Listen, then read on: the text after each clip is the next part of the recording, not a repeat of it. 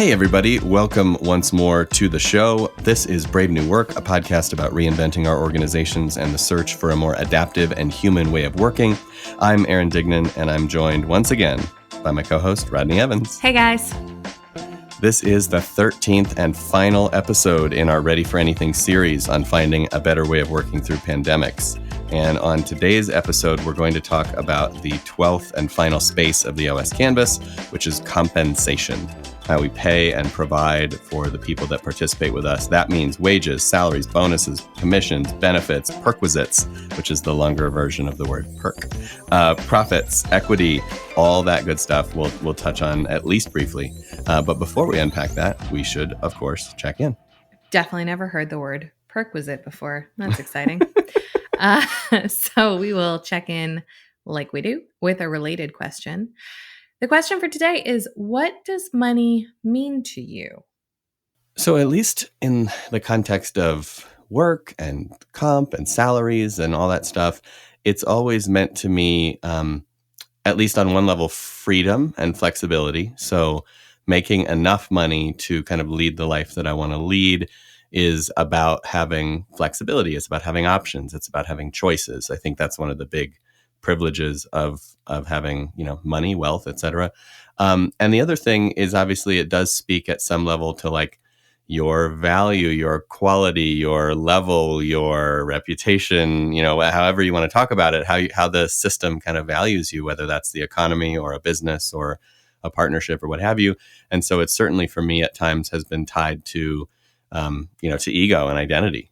And those are the two places I always go, I guess, right away. What about you? Yeah, +1 on freedom. My yoga teacher often says when we're in challenging poses that freedom comes from stability. And I feel like that's a really apt way to frame how I think about money. So I think about money in terms of the stability that it creates for me. And what that means to me is a huge amount of independence and choice. And it is, I think, less egoic for me. It is much more of just a value held around independence, and money is the thing that links most directly to my independence. I'm free. I'm free. Yes, as George Michael said, freedom. I won't let you down. Oh, now that's going to be in my head for the rest of the episode. You are so welcome. Okay, so today's topic is compensation. Let's talk about it in terms of pandemonium. How is comp showing up in the workplace right now from what you're seeing? Well, I think the biggest pivot from the way I normally think and talk about comp is when we're writing the book and when we're sort of doing Brave New Work generally. The banner line around comp is basically pay people fairly, pay people at or above market so that money's not a big issue, and then kind of put it away. Like, don't make money a big part of your incentive structure, a big part of your day-to-day identity, a big part of the conversation, because it's distracting and it's triggering and it's all those things. So get the bias out of it, get it to a transparent state, get it to a place where people are paid fairly, both in, from their perception and yours as an organization, and then just put it away in the drawer.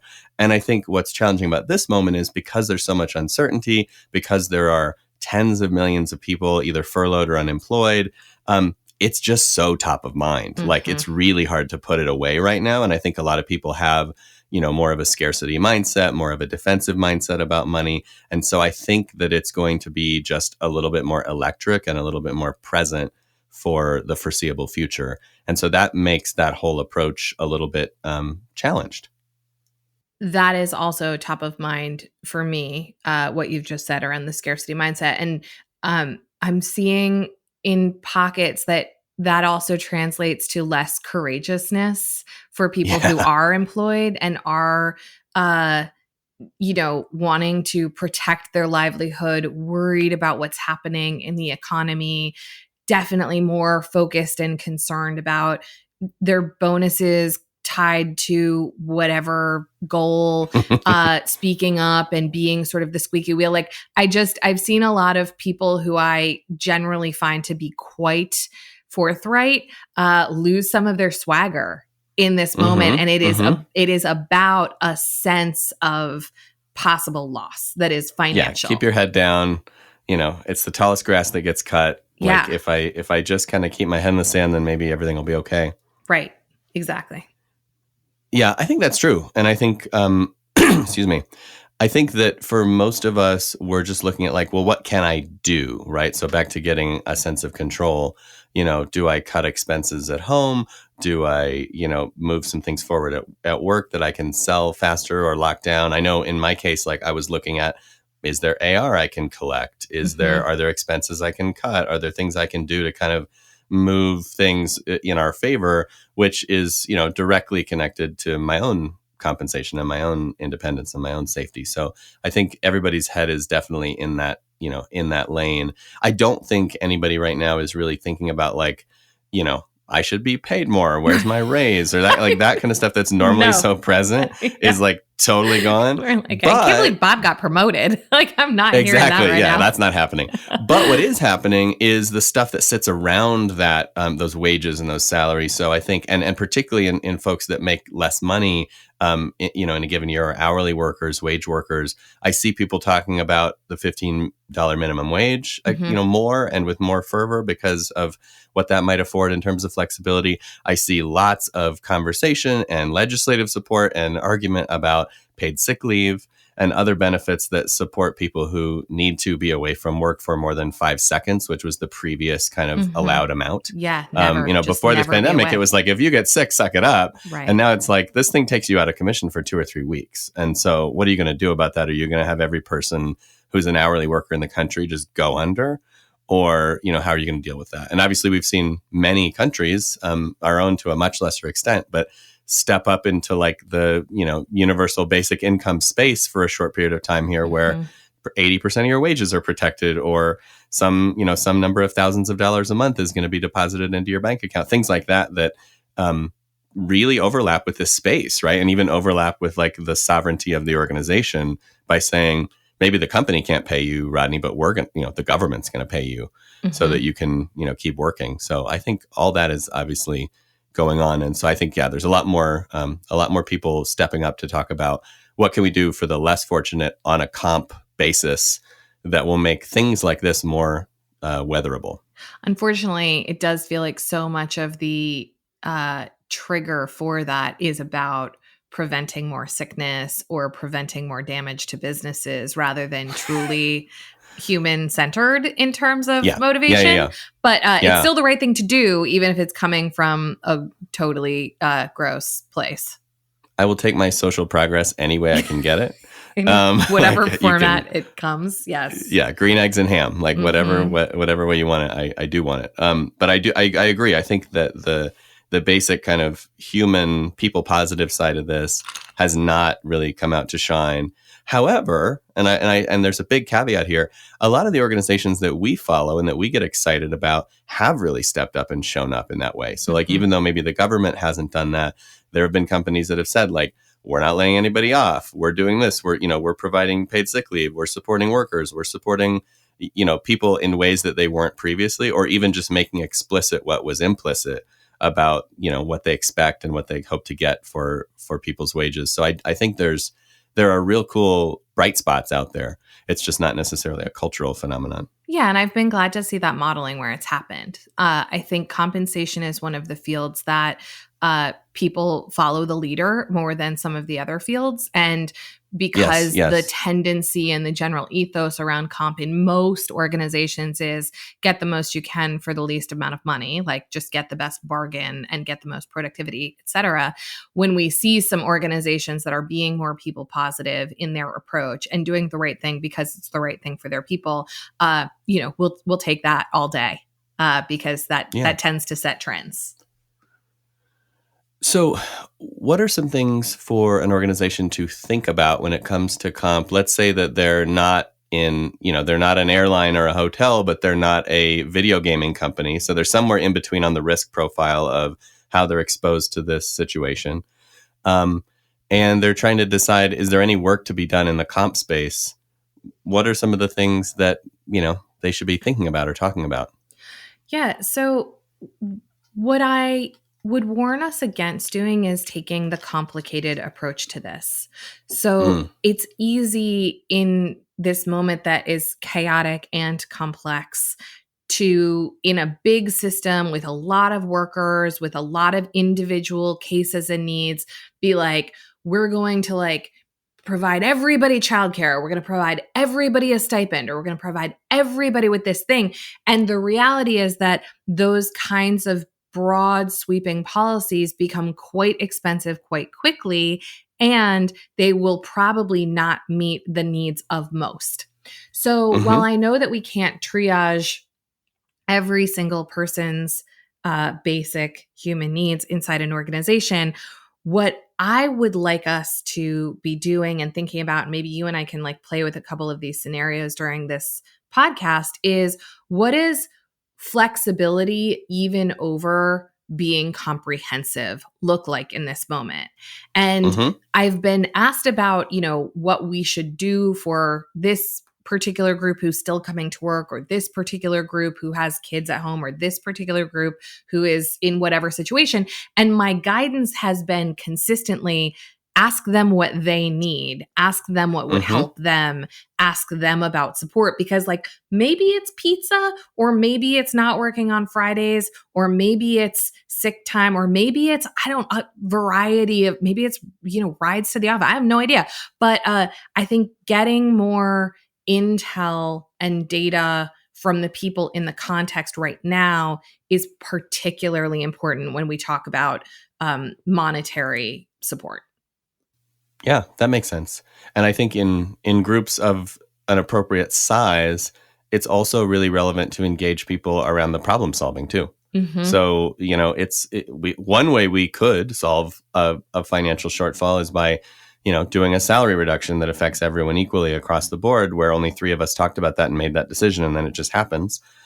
It's quite possible, though, you could also just go to a group of 50 people and say, hey, we need to cut costs by 500K in the next 90 days. Who's got ideas? Mm-hmm. And have a more collaborative, more open-ended, more emergent conversation before you just jump on a solution. Yes. Because it may be that there are different, to your point, different ways, and ways where they're a little bit less balanced or less homogenous to solve those problems. I think in normal peacetime, we talk a lot about sort of treating compensation in a very market-focused way, in a Mm-hmm. very equal and unbiased way. And so, for example, like I want to pay someone who's doing the same job in San Francisco and Tennessee the same amount of money. But I think in wartime and in crisis, it's okay to tap a system's different states and to say, like, are there people in the system who happen to have an extraordinary amount of privilege, who are able to get away with X, Y, or Z, who can help, who maybe are willing to take a pay cut or what have you, where others maybe that would be more disruptive to their situation. And I don't know that that has to happen to anybody without their consent, but it could be something that we step into. And you do see occasionally right now, CEOs and C-suites stepping forward and being like, we're taking a 90% pay cut because we Mm-hmm. make $6 million a year and Yeah. we're fine. But I think there are other smaller, more unique ways of seeing that play out across a system or a small business, and also ways that we can help each other that are not so direct. So, when it comes to compensation and to providing for ourselves and for each other, we could be cooking together. We could be sharing, resources. We could be helping people navigate systems they haven't navigated before. I know, we just went through some of the SBA stuff that's related to some of the government programs, and I found it to be quite taxing to navigate. And I was like, Mm-hmm. imagine being a restaurateur. Imagine being someone that hasn't had the advantages I've had and some of the education that I've had trying to navigate this. Like, think about who else in your system might need help getting through those things and getting the support that they need, or even being set up to receive stimulus payments or anything. Like, there's all kinds of stuff going on where we can be helping each other out in an unbalanced way. So I guess just, plus one to what you were saying. Yeah, and I like the idea of asking groups of people how to solve the problem. I mean, I worked for a large consultancy right out of college, and I was there when the tech bubble burst, and that had huge, Mm-hmm. huge impact on the number of clients we had and how much those clients were paying. And so there was a lot of talk, and ultimately there were furloughs and things like that. And I remember very distinctly having a conversation with a partner there. I was like 22 and making like $4, and I was completely freaking out about getting getting furloughed. And he was like, I've been like 110% utilized for 4 years. I would be delighted to go home for 6 months. And like, if that means that you can stay here and get paid, great. That's really a great byproduct. Either way, I'd be delighted to go home and not get paid for 6 months. So it's just like put the problem in the middle of the table for a lot of minds to admire and see what they come up with. Yeah, I think that's right. And on the other side of this equation, I know that we have been talking a little bit about, hardship or combat pay and things like that. So what are your thoughts on that? Yeah, I mean, I don't have a hard and fast idea about this, but certainly it does feel to me like right now there are a lot of people who are still going to work in offices and in other places who are dealing with more than just their jobs. They're dealing with how to have their kids at home, how to deal with the sort of extraordinary external circumstances of life. And then there's also like the real FOGO that's happening, which is like the fear of going out. And so you combine those things. And if I'm someone who works at Whole Foods and I'm making, whatever, $12 an hour, and I have to fight through my anxiety and then also figure out what to do with my kid, like that sucks real bad for me right now. Yeah. And, I, as a consumer, I feel like I appreciate that those people are making it happen, and whatever those companies or we can be doing to provide above and beyond for the people who are having to serve during this crisis, we should be looking at what that is and having those conversations, especially because a lot of those people, not all, but a lot of those people are people who don't have a choice and who are paycheck to paycheck and, don't really want to go to their cashier at Target job, but like cannot make rent if they don't. So they're essential and it's essential. It's wild because what you're talking about really highlights the true kind of systems level complexity and interdependence that we're always talking about. And it also highlights, real inequality. So the idea that like, that they're doing this really hard thing, like, a healthcare worker on the front lines or a grocery worker or an Instacart delivery person, they're more at risk. They're doing something that we wouldn't want to do. And they're doing it for the same amount of money they made, 5 weeks ago, 10 weeks ago. And so the immediate answer to that is like, oh, well, we should just pay them more. Well, we're also interconnected. Who can afford to pay them more, right? And the answer is only people who have extraordinary privilege.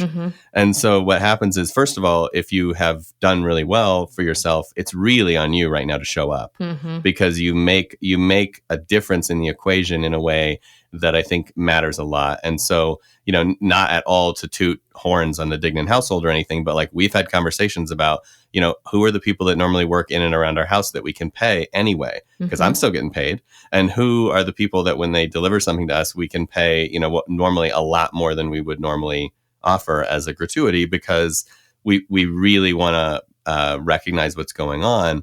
At the same time, I feel like what a terrible solution that is, that like we have to rely on people who have done really well to take care of the less fortunate in a crisis when they are essential. Feels like kind of a shitty OS. Like that's a shitty systems design. It's like no different than when we talk about in a company heroic leadership or relational strength being the thing that gets you through. It's a muscling through of shit brittle design.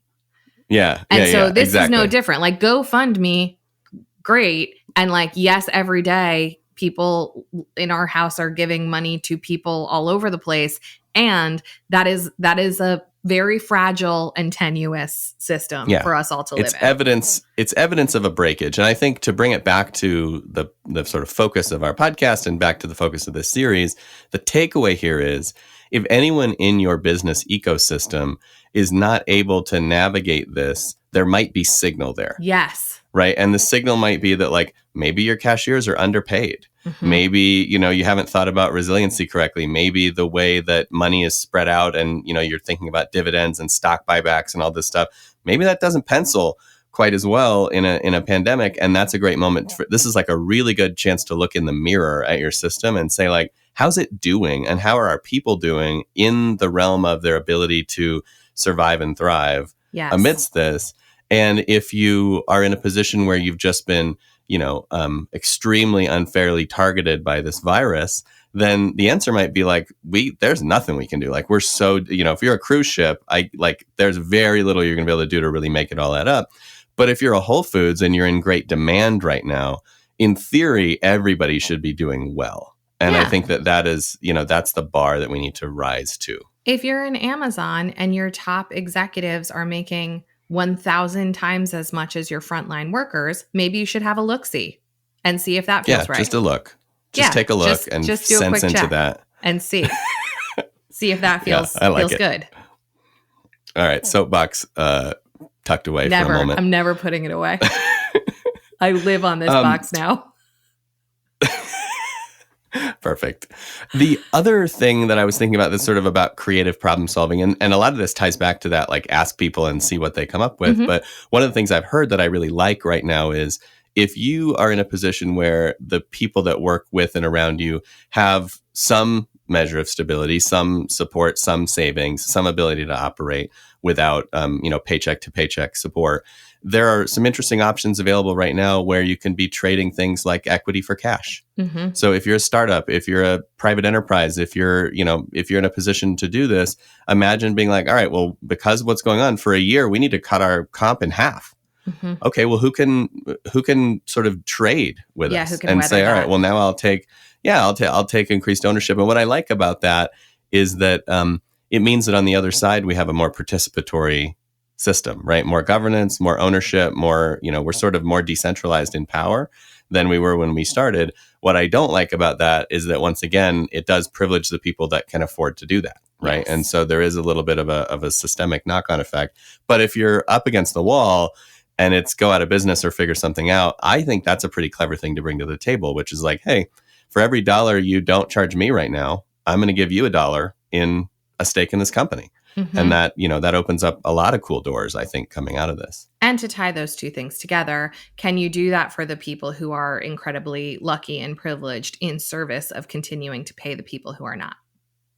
Totally. Exactly. Yeah. And maybe they end up, staying at full rack rate or even combat pay like we were talking about before. I think I'm very much looking forward to seeing some of the clever combinations of approaches companies took to get through it and then are so successful on the other side. I really am looking forward to reading those articles that was like, they did this and they did that and they took from this to give to this person and they made it all happen. And then now here they stand on the other end and everybody's like better than ever. Like, I really do. I think right now survival is the most important thing, because the one thing you can't come back from is the mistake that you don't get a second at bat. And, we recently just had a place close that's downtown in Denver that's been around for like 25 years that basically just said, we're not coming back. And it was like front page news around here because it's such an institution. And it just hit me that, like, we're going to see a lot more of that. We're going to see a lot more of like that coffee shop that you always used to go to with your dad and have conversations. That's not there anymore. And it's never coming back. And so to the extent that we can be clever about this now, I think it's worth it. And, the companies need to survive for the people to stay employed. So that's job one.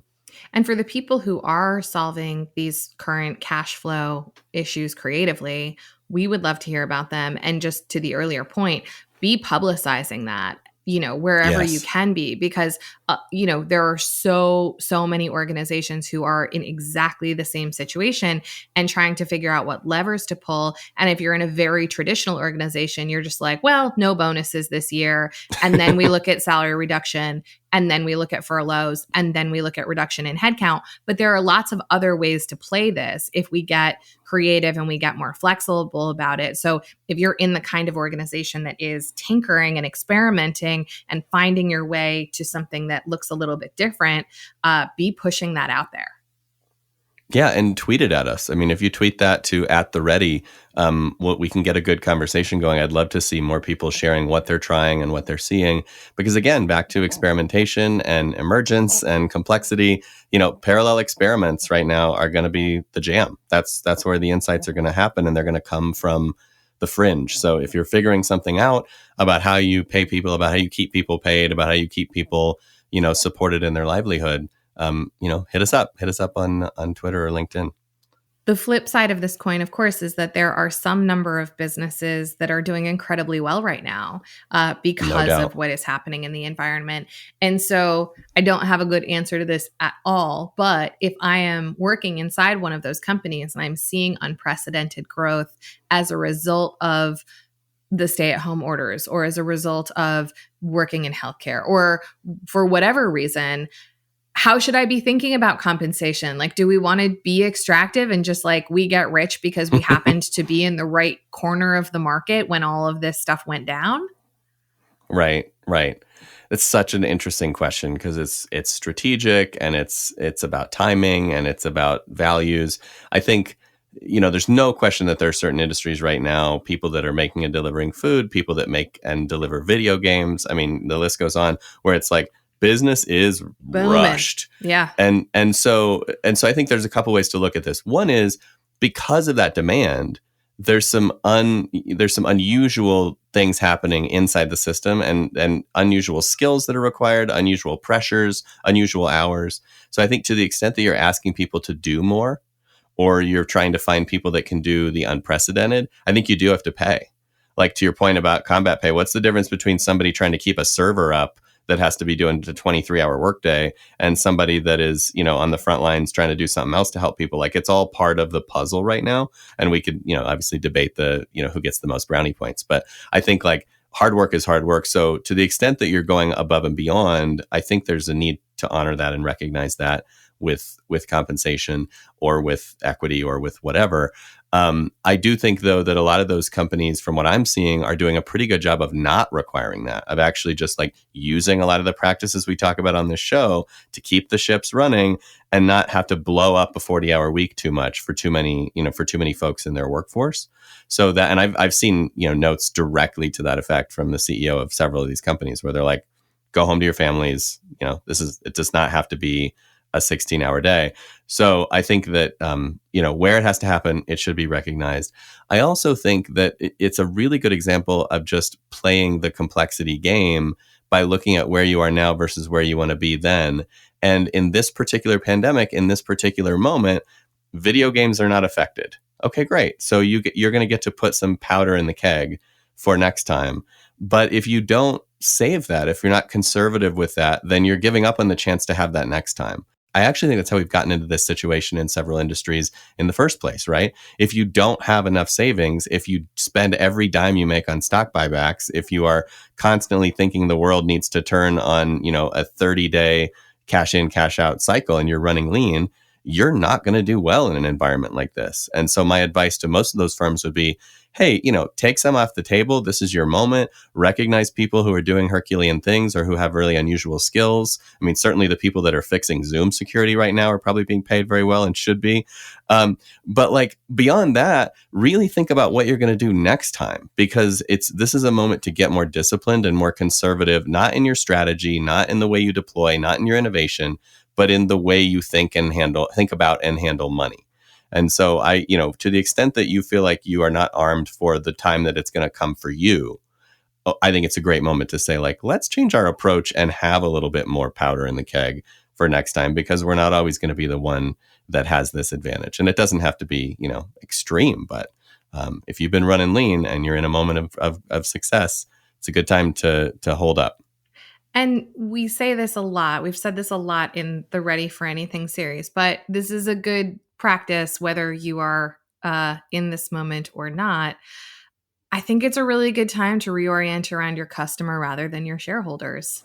If you happen to be one of those organizations that is just killing it right now, and you are providing a service that maybe people are having more difficulty affording right now or are finding necessary but don't really have the income to be supporting, what are you doing for those people? If you're seeing 200% growth in this quarter because of the pandemic, what are you doing for those customers that you wouldn't normally with the surplus that you have found yourself with?